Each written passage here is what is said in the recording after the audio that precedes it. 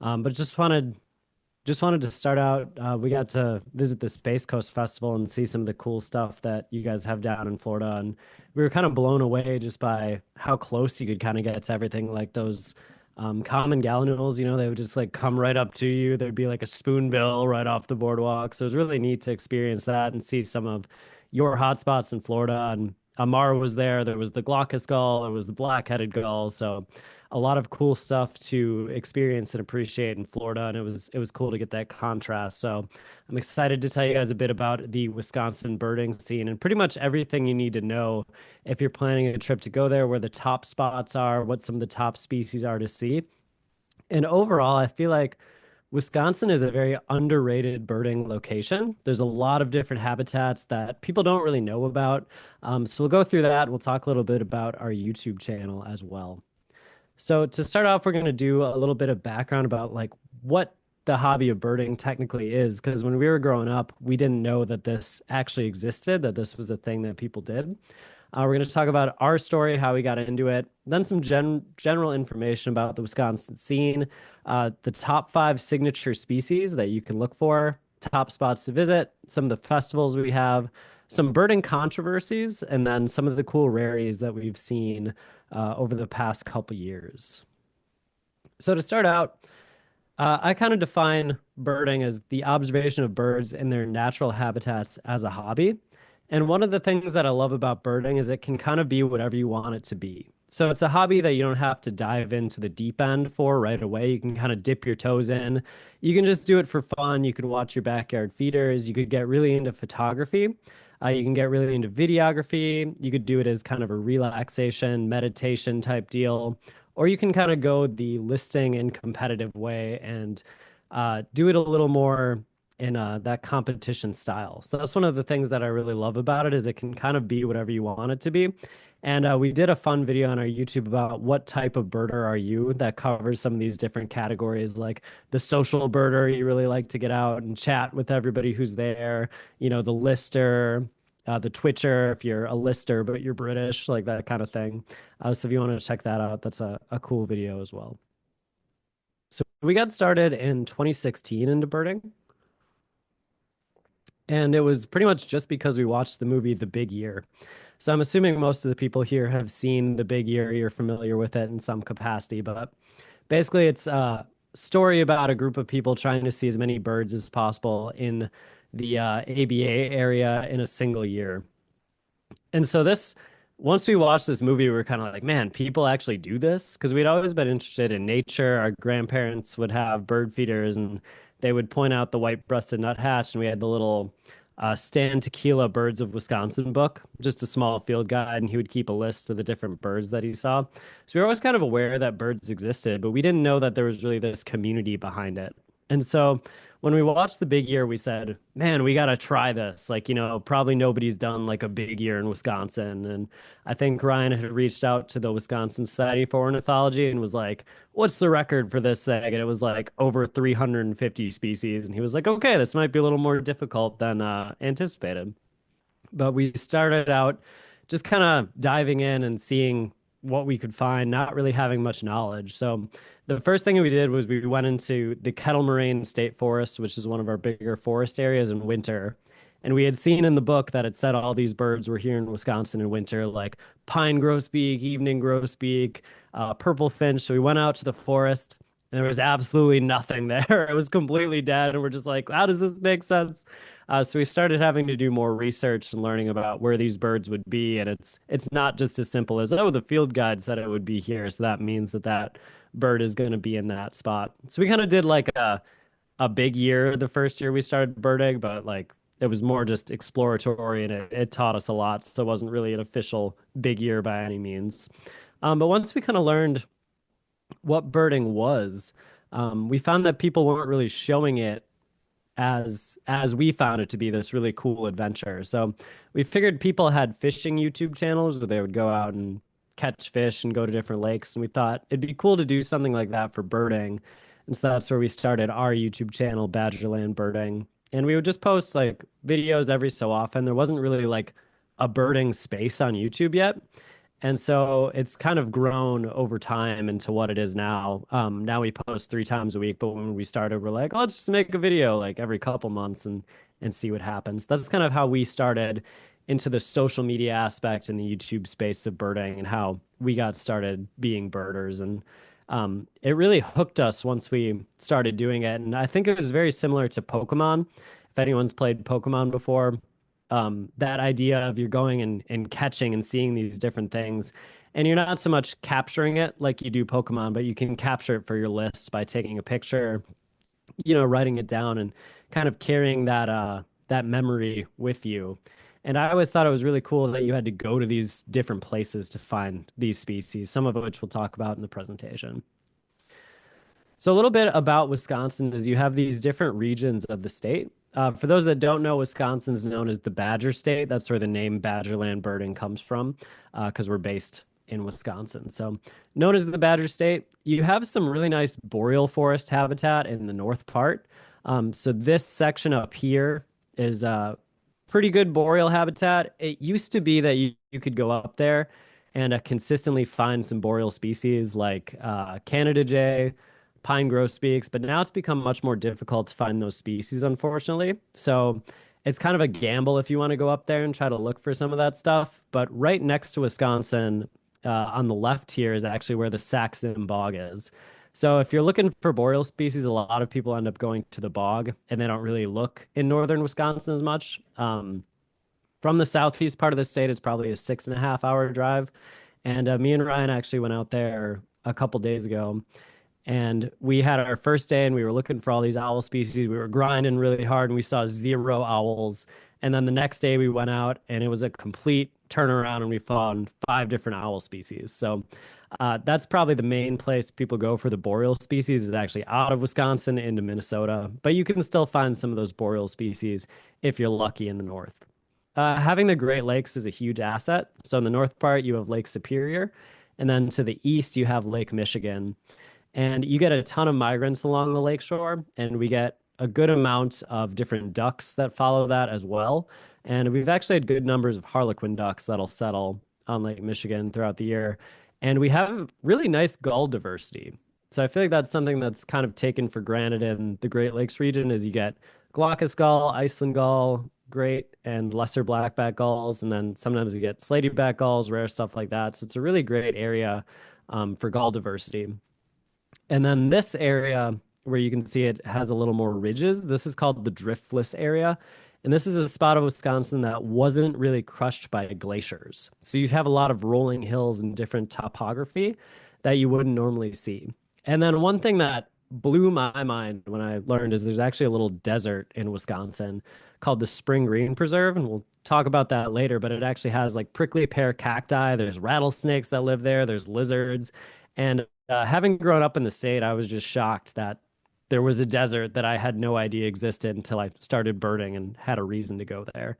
So there's a lot of different habitats and regions in Wisconsin. I think that's what makes it so great is you can be in the driftless area one day, you could go to the boreal forest, you could go to the desert, you could go to the lakefront. So there's a lot of different places to explore and just a lot of cool places to go.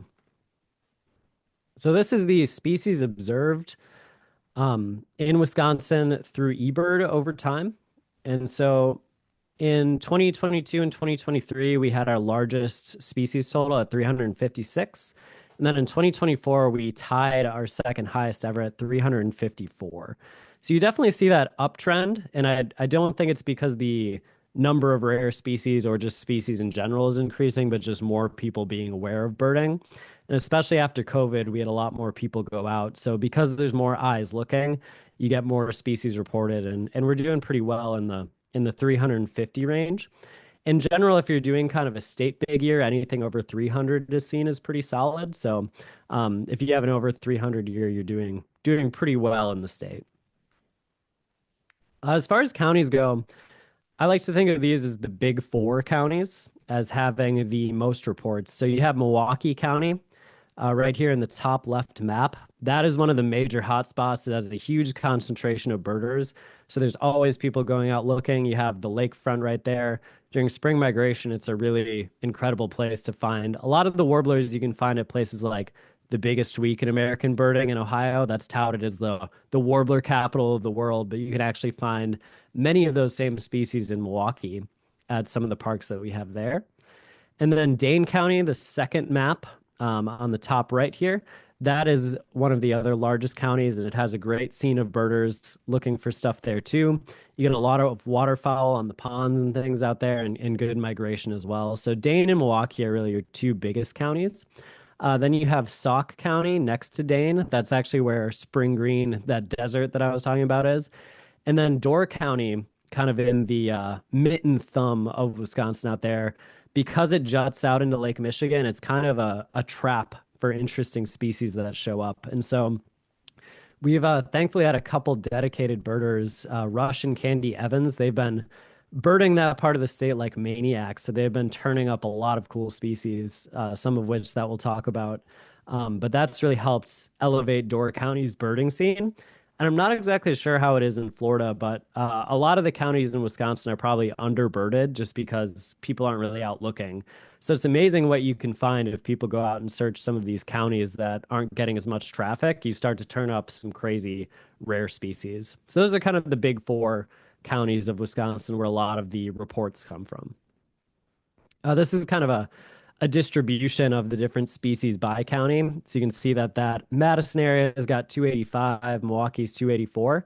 Another one up here is by Bayfield County, and that is an area that also gets some rare species because they're just showing up kind of where it juts out into Lake Superior. So a lot of underbirded places in Wisconsin. You can see some of these lower numbers, the 170s here. I'm sure if we had some more birders there, we'd turn up even more rare species than we have now. Some eBird stats in 2024, there were over 224,000 eBird checklist submissions, which is pretty wild to think about. And it's cool to see those numbers going up as more people get into birding. Milwaukee and Dane County provided about 25% of the 2023 checklists. I don't know if they updated these numbers, but in 2023, they were really carrying the state. And then the top 12 counties provided half of the checklists, with the bottom 12 just provided over 2% in 2023. So let's move on to some of these signature species that you can find in the state of Wisconsin. It's our state bird, the American robin, as well. So number one, in my opinion, is the whooping crane. And of course, they're a species of concern with their numbers dwindling so far. And then we had the reintroduction efforts. So there's a particular place in Wisconsin called Horicon Marsh where people normally come to get their lifer whooping cranes. And they'll come through in the spring, and sometimes they'll nest there. Sometimes they'll also pair up with a sandhill crane, which of course the biologists aren't crazy about. And I believe there was one specific whooping crane named Nougat who consistently was trying to pair with a sandhill crane. So they were always mad at Nougat for doing that. But if you can see, this one has the bands on the legs, so they are able to identify the individual birds. And Wisconsin's a premier place to find the whooping cranes. A lot of people end up coming to Horicon Marsh to see this species. And it's kind of, you drive around, you can know particular roads where they're more often seen, but you just hope to see birds with really big white wings and black wingtips. And sometimes white pelicans look similar, so people get faked out by the pelicans. But if you're able to see a whooping crane in Horicon, it's an incredible experience that you will likely not forget. So that's definitely a signature species in the state that a lot of people come here to find. And it's one of the top ones. So there's a couple different populations of whooping cranes, and we have the one that is coming from the Florida area and then summering in the state. So it's pretty cool to have a little piece of the whooping crane migration coming to our state. We're very thankful to all the people that work on their restoration, keeping that population up. Next up, we have the Kirtland's warbler. And this is a species that people don't necessarily think of for Wisconsin. They think more of Michigan. But we actually do have a population that breeds and summers in kind of the jack pine habitat. And it's a tough thing because they work really hard to manage the habitat and they don't necessarily want a ton of people going to see them. But if you kind of know the right area to go, you can hear them from the road making the really distinctive call. And they're a fascinating species because they only nest in jack pines that are a certain height.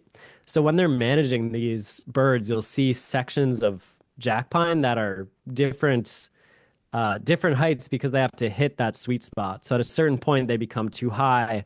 And of course, as you're raising them, they're too little. So you kind of have to keep managing this habitat. So they'll have all these different sections. But they're a really cool species to find, super iconic.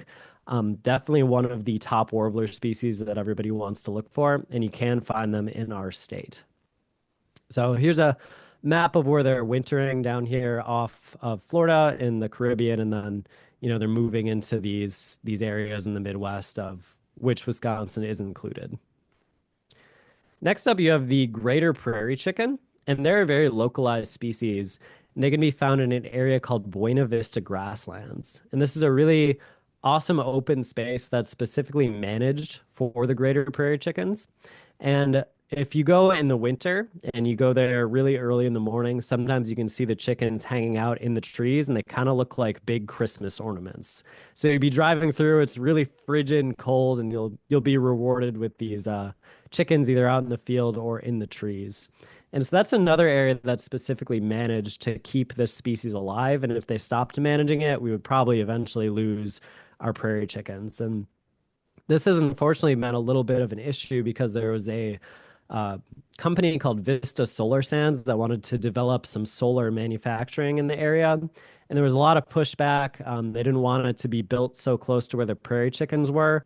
But unfortunately, it looks like it's probably going to go through. So hopefully they can mitigate where it is and leave a lot of the prairie chicken land there so that they can have enough area where their population can remain stable. But a really cool thing to do is in the spring, you can rent a prairie chicken blind. And so you show up before it gets light out, and they take you out into this little wooden structure. And then you just wait there for the prairie chickens to do their lekking. So the males are trying to court the females, and they make this noise called booming, which is this really ethereal kind of primal noise. And you just start to hear it as the sun comes up, and then you see these chickens running around doing their little dances. They will puff up their throat sacs that are the orange color to try to intimidate other males and impress females, and they'll like kind of spar with each other. So it's I would say one of the top moments that I think everyone should experience is some kind of grouse or prairie chicken lek, where you're able to go out and see that very kind of primal dance and thing that they do. It's really cool. Would definitely recommend it if you've never done it before. And then this is the historic prairie chicken distribution. The Birds of the World map doesn't actually even include Wisconsin. It's a pretty small area where you can find them. So it kind of makes me feel like they're a little bit of a hidden gem in the state because some places don't even really acknowledge that they're there. But Buena Vista Grasslands, great place for the prairie chickens. Then we have the Connecticut warbler. And Wisconsin is a great place to find them when they're moving in the spring and the fall. It used to be that they would nest in the northern part of the state, but I believe it was last year there were so few pairs that they actually, our DNR biologist Ryan Brady was discouraging people from even going to look. So he was kind of like, yeah, we have a couple, but like, don't come and look for them because we want to just make sure that they're successful. So unfortunately, it seems like their numbers are declining. But in the spring and fall, on those really good warbler days, if you look for Connecticut warblers, you'll probably be able to stumble upon one if you're searching for long enough. And they're very characteristically love to just walk on the ground. So instead of flying from place to place, they'll normally just run, and you can kind of see them moving around. And they have the really big, bold eye ring. So it's a species you can find in the state, but I wish it was increasing in numbers instead of decreasing. But unfortunately, it seems like it's only getting harder to find Connecticut warblers instead of getting easier. Here's the range map. So big migratory path through the state. And as I mentioned, they do historically breed up north. I'm hoping that those numbers can rebound instead of declining over time. And then our number 5 is the snowy owl. Normally they're fairly uncommon, but on good eruption years, this is actually a really good eruption winter for the snowy owl. You'll have more that come down into Wisconsin. And so this is based on how much food there was the previous year and how many young were born. So if it was a good lemming year way up in the Arctic, they'll have more young and they'll need to spread out into more territories, so they'll move down further south. And on years, they're called eruption years, you'll see more snowy owls there. And this has been a really good eruption year. So they'll show up in places you don't normally see them. There was one in New Glarus, Wisconsin, that kind of became a little local celebrity. And you'll have these specific birds that people go and see. But anytime you can see a snowy owl, it just feels like such a special experience. And this is a bird that people do come from other places, in particular to see in the state. We actually had a friend of ours come from Florida to do a tour with us to specifically look for snowy owls, and he was so pumped to see it. It was so much fun to see how much excitement it brought him. But they're just a very majestic species that anytime you see one, you feel very fortunate. And they're a good one to find during the day because they'll be out hunting, they'll be sitting on tall structures. And then it's been thought that the more barring they have, it's more likely to be a female snowy. So if you see one that's really white, it doesn't have a lot of that dark barring, it's probably a male. If it has a ton of that dark barring, the thinking is that it's likely the females that have that. So they're an iconic species. Wisconsin can be really good for them if it's one of those eruptive years. Otherwise, they can be a little harder to find. But normally there's a couple around that, depending on how hard you work, you can still find one. So there's the snowy owl distribution map. And like I said, on really good eruption years, they'll be moving way further south.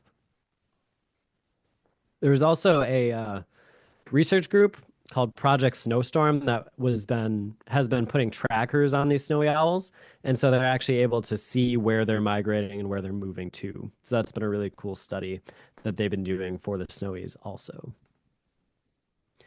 One interesting thing about Wisconsin is we also have some unique non-native bird species. Like in Florida, you guys have all the parrots. We kind of have our own set of different birds that live here. And one thing that surprised me about Florida was just how many monk parakeets you guys had. Because we were always on the lookout for, yellow chevron parakeets and the Yande parakeets, and I felt like we kept finding monk parakeets. But they're one that you don't really find in Wisconsin. You have to go down into Illinois to find them. But probably the coolest non-native species we have is a European bird called the great tit. And they look kind of similar to chickadees, but really colorful. And there was an escaped population. I think it was more in the Chicago area, but they moved up to Sheboygan, Wisconsin, and now their population actually breeds. And so there are a few places you can go and see these great tits. And it's just a unique species that, as far as I know, doesn't breed anywhere else in the United States. So Ezekiel Dobson, he's the guy who just broke the lower 48 record for the big year. He came up and saw the great tits in Sheboygan, and it was cool to show him around and add that species to his list. Additionally, you have a population of European goldfinches that can be found. They're greater in Illinois, but there's still some places you can find them in the state. It used to be that they would hang out in the back of this bird feed store, and basically anytime you went there, you'd be pretty much guaranteed to find some European goldfinches, but that actually shut down and now they've kind of dispersed to different areas. So in Wisconsin, you kind of run into them if you're in the specific places where they might be, but they're easier to find in Illinois as well. Also, Eurasian tree sparrows, there's some spots on the Wisconsin-Illinois border where they're more common. And then we have a decent population of Eurasian collared doves that can also be found in the state. So along with our native species, you do have this kind of cool host of non-natives. I think the great tit is probably the most unique and most sought after of our non-native species. But it is really interesting that they're actually breeding in the state and have their little population that's grown over time. So now we're going to move on to some of the top locations to visit. So if you're going to visit Wisconsin, I would say the best time if you're looking for snowy owls would obviously be winter, but a lot of the cool stuff can be found in the spring. And then you do have species that breed in the summer, such as the Kirtlands and the whooping cranes, so that's a good time for them. And then in the fall, you do get other things migrating. Species such as buff-breasted sandpiper are easy to find at that time of year. So there is a little something for everyone depending on the time of year. But if you were going to visit here at any time, spring would probably be the most interesting just because you get all the migrants. So we're going to start off with Horicon Marsh, which is the place that has the whooping cranes. And it its trademark to fame is that it's the world's largest freshwater cattail marsh. And trumpeter swan was actually a species that was in sharp decline, that they had a big reintroduction effort. And so Horicon is a big stronghold for trumpeter swans, and they're one of the species that you can see there in the summer. And if you want to know more about birding Horicon Marsh, we actually made a whole video called A Birder's Guide to Horicon Marsh, where it shows some of the best places to go. But really, you can think of it as a big circle, and then there's different roads that kind of go through the circle, and you can go around. So there's a couple visitor centers that you can visit. There's normally purple martins nesting there, barn swallows, um, yellow-headed blackbirds calling, and then there's different roads that you can drive into the marsh, and you get to see things like American bittern, the trumpeter swan, if you're lucky, some of those whooping cranes. And then there's also a little auto tour. So on the top of Horicon Marsh, you can go through the auto tour, drive around, and that's a good way to cover a lot of ground. And there's places where you can park and get out. And there's an area that's a floating boardwalk you can walk around that has some forests that's really good for migrants. So it's just a really flourishing part of the state, and people come from all over to explore Horicon Marsh. So if you're going to visit one spot in Wisconsin, this would probably be my number one pick just because it's so iconic and there's so many cool things to see. In the spring, like I said, is probably best, but summer is a good time to visit as well. In the winter, it gets a lot more desolate. It's a good spot for like rough-legged hawks, birds that might be over the open fields. Sometimes there's snowy owls there, but it is much more active and exciting to visit in the warmer months. Next up is the Milwaukee Lakefront, and it is so great because it has that mix of habitats. You have Lake Michigan right there, so you get scoters, ducks, and then you get all the migrant spring birds that hit some of the different parks there. And even though Milwaukee is pretty busy, a lot of these areas have cool kind of architecture to them, so it doesn't really feel like you're in the city. So one of my favorite places to visit along the Milwaukee Lakefront is a spot called Lake Park, and it is right by the city, but it is a ravine that goes down. And so you can walk the bottom of this ravine and you're just surrounded by habitat and warblers. And so it really feels like you're out of the city. So Milwaukee does a great job of having enough natural areas where you feel like you can kind of get away from everything and then it's not too crazy. You also have the Milwaukee Art Museum that has some really cool architecture. It was actually designed, I believe, by the same person that did the Sydney Opera House. It has kind of wings on it that open and close throughout the day. So that's another cool thing you can see along the Milwaukee Lakefront. But occasionally we do get things like piping plovers that'll show up. We have the harlequin ducks, and really during migration, spring and fall, anything could show up at some of these Milwaukee hotspots. So even though it doesn't get as much press as something like the biggest week in American birding, you really get a lot of the same species, and in some cases, even more. So definitely an underrated spot, and it is, if you hit it at the right time, you can have a really good day birding along the lakefront. Next up is the Spring Green Preserve. And this is the area that's known as Wisconsin's desert. So this is actually a picture from Spring Green, and you have these big bluffy areas. And it is so weird because you show up and there's just sand there. You get tiger beetles hanging out there, different snakes such as blue racers, the diamondback rattlesnakes that you can find, prairie race runner lizards. And so you really feel like you've been transported into a different habitat when you go here. And Spring Green, there was a population of blue grosbeaks that lived there. I don't know if they're coming back every year, but it did seem like for a while, every year they would be there, and that's a pretty rare bird for the state. Yellow-breasted chat can be found there, lark sparrow, grasshopper sparrow. So a lot of those open field birds and some species you might find more out west can be found in Spring Green. But it's just such a unique place that I feel like it's almost a must visit if you're hanging out. Definitely best in the spring and summer. In the winter, like Horicon, it does kind of shut down and it's harder to find stuff. You can't appreciate the desert as much in the winter, but it's a really unique place to visit. And I would say really threw me off guard when I learned that it existed. I was like, no, there can't be a desert, but here we are with a desert in Wisconsin. Next up, we have Buena Vista Grasslands, and this is the area that I was talking about with the greater prairie chickens. So it is very managed. It's great in the summer, spring, and winter. And in the winter, it turns into better habitat for like rough-legged hawks, northern shrikes, The prairie chickens you can find year round. And then in the summer, you do get some western meadowlarks that stray into there, brewer's blackbird, grasshopper sparrow, upland sandpiper. So it's a very unique place that you can find different groups of species depending on the time of year, but definitely one of Wisconsin's top hotspots. Crex Meadows is another one that's in the northwest part of the state, and this is actually a hotspot that I've never visited just because it's in the direct opposite corner of where I live in the state. But there was a gargany that showed up there. That's what I always think of it as. But it has a lot of grassland and marsh area. It's kind of known for LeConte sparrows, redneck grebes, but really anything could show up there during a different time of the year. But I would say that's definitely one of the top five hotspots from what I've heard about Crex Meadows. And then Wyalusing State Park, that is on the Mississippi, on the west side of the state, a little further south. And it's a really cool place because it has different species that actually breed there. So you get cerulean warblers breeding there.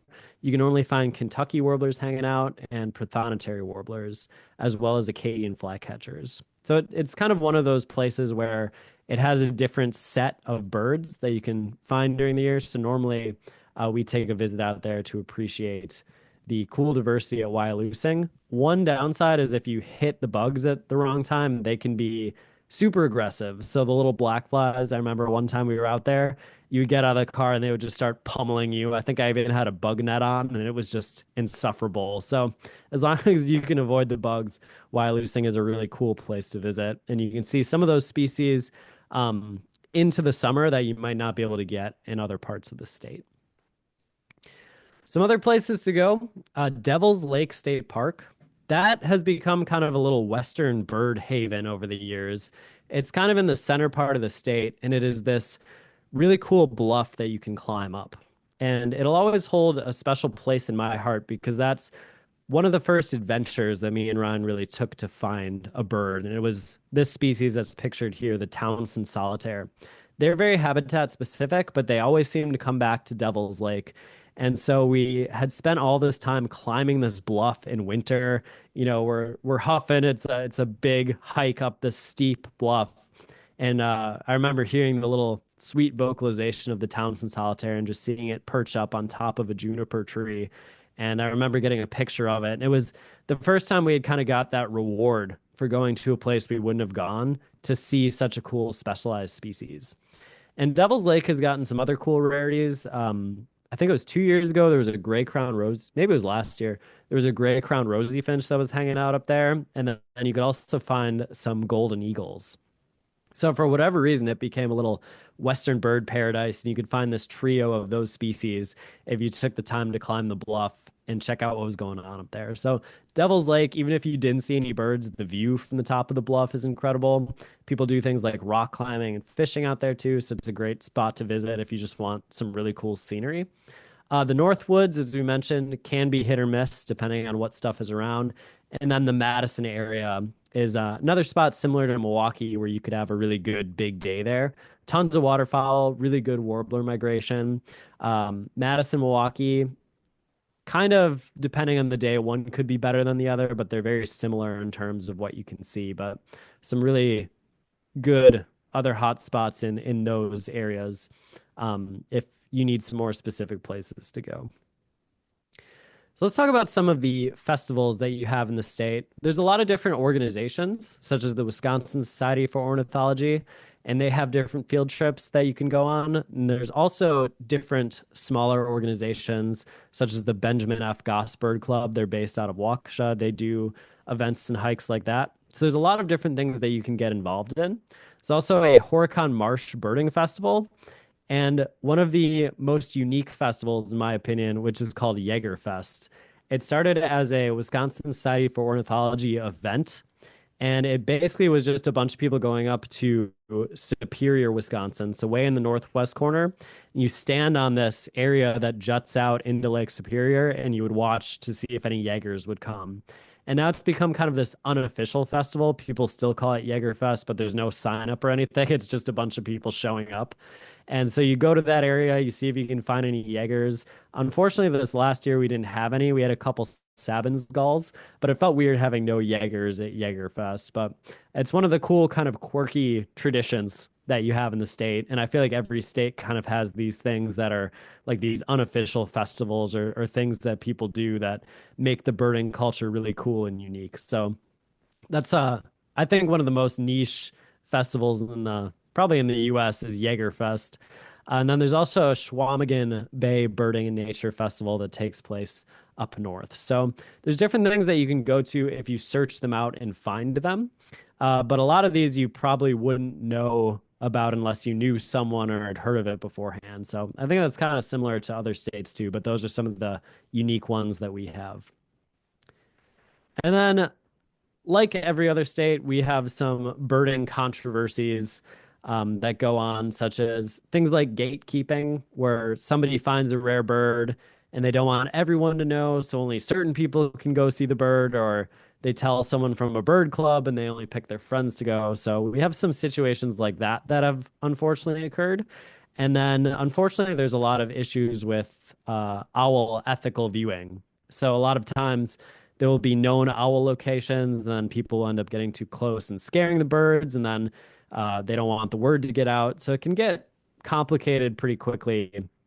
And unfortunately, it's been a really good, well, fortunately and unfortunately, it's been a really good eruption year for boreal owls and great gray owls and like the Saxon bog. So you're dealing with all of that as well. So it becomes kind of this thing of is it better to get the word out and get more people involved, or if they're able to see this bird, it could spark their interest in birding and conservation, or is it better to not get the word out and the birds might be less stressed then? It can kind of get into a pretty big gray area with a lot of controversy and opinions involved with it. And then we have had some issues with playback. I think there was a king rail that was at Horicon Marsh a number of years back, and someone was using playback, and it caused a big controversy about, oh, you shouldn't be doing that and all that. And then of course there's some random personal conflicts with specific birders that, tend to have the same habits, or they're known for getting too close and all of that kind of stuff. I think this is kind of the stuff that occurs in every state. But it is unfortunate that it's something you have to think about. Somebody said Saxon Bog is a must do. Yeah, Saxon Bog was very cool. I would definitely recommend going and getting a couple days there because it can be really hit or miss. So, one day you could go out and see no owls. The next day, like us, you can maybe see five. So it's a really cool place. So I would definitely recommend taking a trip there at some point. And this is a really good year for it. So if you're going to do it and you're on the fence, I would say go this year because the owls aren't down in these kind of numbers always. And then let's talk about some of the cool rarities that you can find in the state. So last year we had a field fair, which is a European bird that showed up in the northwest corner of the state. Me and some friends found out about it, and we ended up driving through the night to go see it. And we saw it very briefly, and we felt super thankful to see it. And then I think it was seen for the next like 2 weeks. So you want to try to go to see those rare birds as quickly as possible, but they do hang around sometimes. But you never know what's going to happen with it. But that made a splash in the state.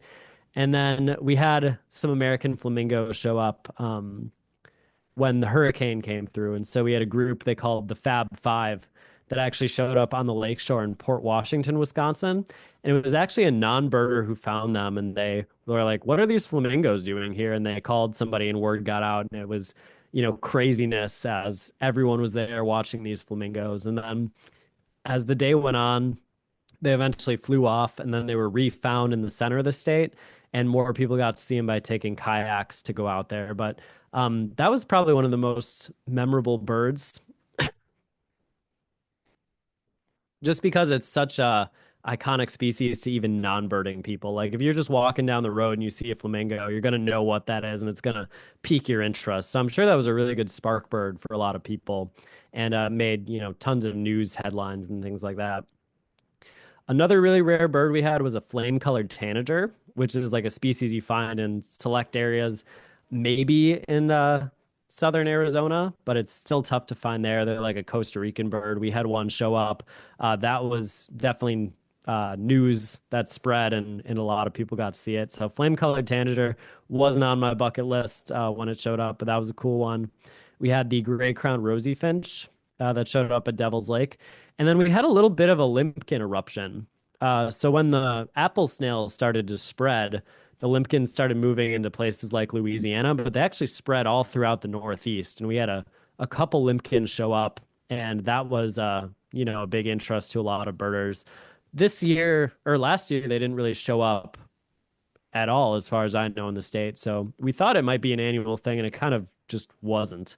So I don't know if they'll expand back out or if they're kind of done. That was like a one-time thing, but that made a lot of waves in the birding community. And then we had a white wagtail, which is a Siberian species, show up. This is actually the particular bird that has been hanging out in Door County. And that was found by Rush and Candy Evans, the two birders I mentioned that have been really doing a lot of birding in Door County. So they found it. That was another one where I went really quickly to go see it, got to see it. And I think it was spotted at the end of the year in December, and it's actually still there. So it's still hanging out in Sturgeon Bay, and they check up on it every once in a while, and it seems like it's doing really well. Brennan said you guys had a wagtail too. Yep, that's the particular bird, and I think it's hilarious that it's still there. Like it's really cool that it's been able to survive. But it's just kind of funny when you're like, I need to go as soon as possible, and then it's there for like another month and a half. We also had a varied bunting show up last year. That was I believe it was a first state record. That was a big rarity. And then we had a record of a short-tailed shearwater that showed up in Lake Superior, which was really far out of its range. That was a big find. And then they actually had one in Illinois as well, that somebody got really nice point blank pictures of. Um, Tarek Shazad, he broke I believe it was the Cook County, Illinois big year record. And that was actually his record-breaking bird, was a short-tailed shearwater. And we had him on our podcast. If you want to hear the story of that, it's pretty cool. What an awesome record-breaking bird. And then we had a sage thrasher show up in Door County, and then actually a juvenile purple gallinule showed up in Milwaukee not too long ago. So we do get a nice amount of different rare birds, and there's plenty of people to go out to find them. So it's a pretty good place for rarities to show up, and I feel like we've had some really good ones in the last couple of years. This was the scene of the American flamingos. So this is how many people were lined up, and they were really close, just giving great views. There were a couple of younger birds in there, but everyone just had a great time watching those birds. And that's a day you'll never forget, is seeing flamingos on the beach in Milwaukee. You kind of had to pinch yourself. You're like, am I in Florida right now? What's going on? It was just a wild moment. So since we started our YouTube channel, we have 594 videos we put out, over 7 million views, over 452,000 hours of watch time, and over 44,000 subscribers. And so we started just kind of showcasing us going out and birding. And then we started moving into education. So we have videos about learning bird songs and calls, how to use Merlin, how to use eBird, all that kind of education stuff, an intro to birding.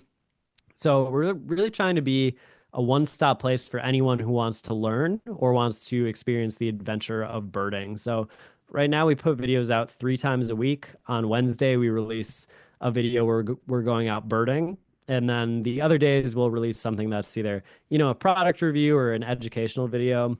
And the one we actually released yesterday was we went to Orlando Wetlands with Greg Miller, and that was a really cool experience and a really great Florida hotspot. So we always try to have a little bit of something for everyone. And then we have a podcast that we release on Fridays where we talk to interesting people in the bird world. And it's pretty much just like a regular conversation that people can listen to and learn more. We had the crew from Space Coast on there. We had David and Dee Simpson on as well to talk about the Florida birding scene. So if you want to check it out, it's called the Badgerland Birding Podcast. And then I'm really curious about birding in the future. In a 2019 report by the U.S. Fish and Wildlife Service, they found that over 45 million Americans participate in some kind of bird watching activities, which is up from 12 million in 1980. And then with COVID, we had that big boom of birders, some more people getting involved. And then we've had a really nice batch of young birders getting into it as well. So I'm curious if birding is going to almost have this pickleball type boom where all of a sudden it'll just be this more mainstream hobby. It's a lot more popular in the UK, actually. Um, but I'm curious if in the US we'll kind of see that boom as well. And then I'm also interested on what kind of effect it'll have on birds because when we started birding, it seemed like it was easier to find certain species. And now, eBird is hiding reports of certain things. And I'm wondering if to some degree it'll be a lot harder to find those species over time because they're, declining to some degree and they're hiding the sightings. So it'll be tough to say what the future looks like. I'm hoping that with more people in, we'll get more conservation going. People will be more excited. We can preserve more land and then, increase some of the populations of these species that aren't doing as well. But it'll be interesting to see. I'm glad people are taking more interest in birds, and I hope to see that continue. So if you do want a closer look at Wisconsin birds, we also do tours in the state. Like I mentioned, we took our friend out to see the snowy owl, but sometimes people just want to cruise around Horicon or they have specific targets. So we also do that as well. And if you're interested, you can reach us at badgerlandbirding@gmail.com. And I would encourage you guys to check out the YouTube channel and the podcast if you're interested in birds and birding. We'll have a ton more Florida content coming up, which I'm really excited about. We'll have the Saxon Bog stuff coming up too. So a lot of things to look forward to. And thanks so much for having me. I'd love to take any questions that you guys have. Thank you, Derek. Yes, great. Brennan and Ethan said that your video, and I think you're talking about the different types of birding when they put that on, that it was very entertaining. I'm sorry. Oh, gotcha. Yeah, that was a fun one. Entertaining. So if you guys want to review, Cindy said Zach's Zimbog is must do. She spells like me, I think. So it always corrects it to Saxon Bog, no matter what you do. Yes. And Brennan and Ethan, I think you read it and said they had the wagtail too recently. So we had one, how many years ago was that, Kathy? Just a couple of years ago, and it stayed a long ago. time in Tallahassee. Yeah. So. What subspecies was it?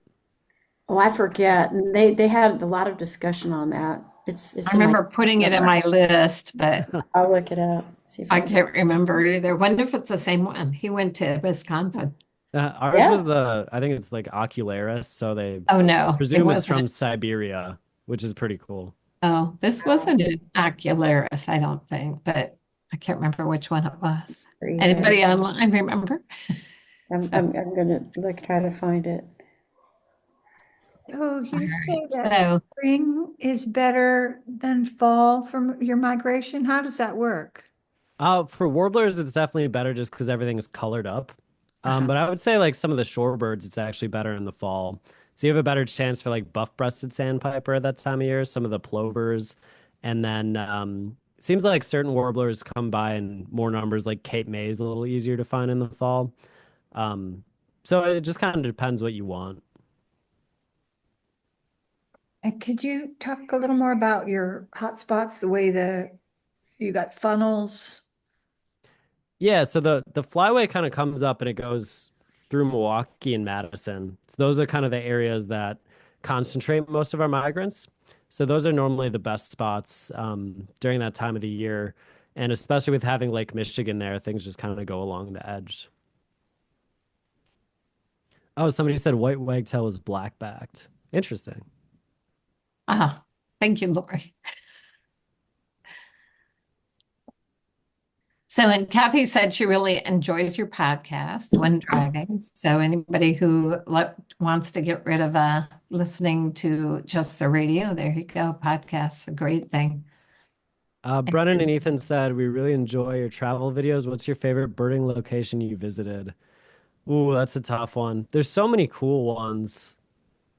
But I feel like one of my favorite ones was the Grand Canyon because we were able to see the California condors there. So it's like you have the incredible views and then you also have that iconic species. So I think that was one of my favorite ones. When you can mix incredible views and incredible birds, I feel like that's just like the top when you get both of those. Do they have a lot of condors there? I know There's you a decent amount. We were there 2 days and we saw one the first day and then we saw two the second day.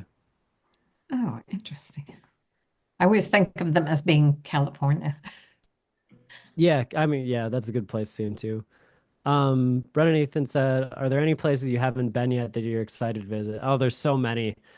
Outside the US, I mean, I'd love to go to Australia. I'd love to do more stuff in Costa Rica, like Panama, that kind of stuff. In the US, I think the next place I'm really excited to visit is probably either kind of the Great Plains region. I haven't done a lot there, or like the Northeast. Haven't done a lot in that location either. Can you mention the Eagle Center? What? The, the Eagle Center? In Wabasha? Eagle Center. Yeah. National Eagle Center in Wabasha.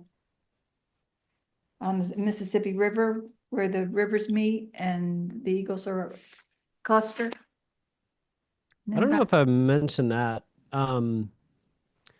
There's a couple good places to see like bald eagles feeding and stuff.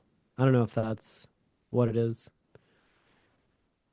But there's a there's a dam in Sauk, Wisconsin where you can watch the bald eagles feeding and stuff.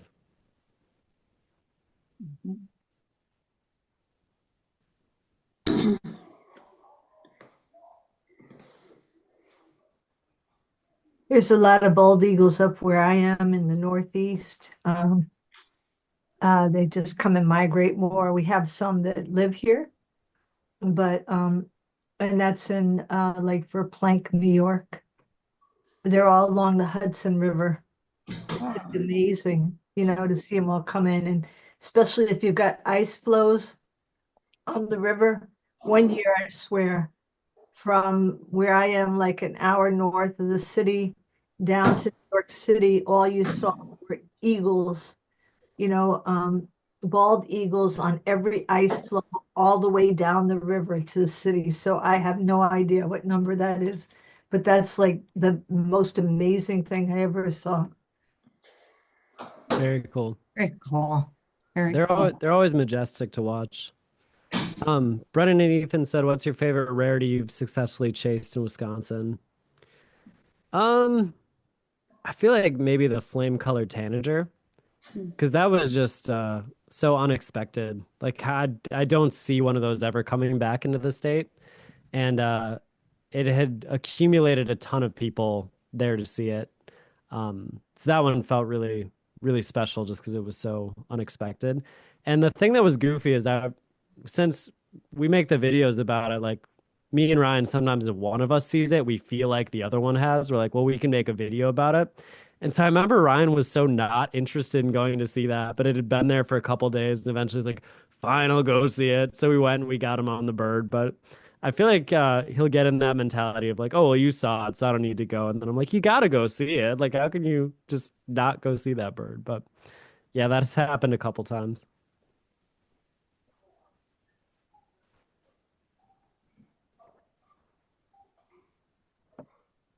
Are there any other questions?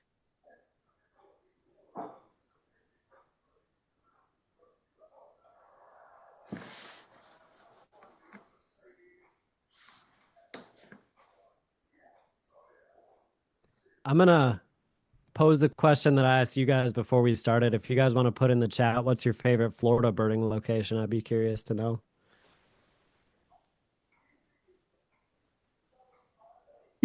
We'll see if they Okay, all say the everybody. same thing. Not Yeah, all at once. They all say We the same. might. Okay. Merritt Island. Rhode Island, easy. I just went there. Fort DeSoto, that's great. Yay, Hayden. Yay, hey, like Upco Wildlife Drive. Oh, dried tortillas, yeah. Oh, That's on the yeah. list. That'd be You definitely cool. want to go there. Mhm. Yeah. Go in the spring. Mhm. Alachua, yeah. Yeah, you guys just got back. Yeah. Mead Gardens, that's always fun in the spring. And the fall. The fall was In the fantastic fall, this in the year. fall, yeah, spring and fall. That might That's be a it. little urban warbler hotspot when they're flying over Florida in the middle of like I-4 and they come across like Mead or Lou, but it seems like Mead because it has a little river through it or a little stream. They seem to be really attracted to it. So Very cool. yeah. Yeah. Awesome. Well, thanks so much, everybody. I appreciate you guys Yeah, taking the thank time. you. This was Yeah, thank wonderful. I you. really want to. I only went into a little part of Wisconsin when we went to Minnesota, but that's where I got my life first snowy owl and the what was the tree sparrow, the Eurasian The tree Eurasian. sparrow. Yeah, Very it cool. was very snowy that day, but it was a great place. That sounds like Wisconsin, yeah. Yeah. All right. Well, thanks Hey, again, Derek. Yeah. Yeah. Thanks so much, everybody. Thank you we're Yes, looking thank forward to you. watching your YouTube and listening to you on the podcast. Yeah. All right, everybody, we'll see.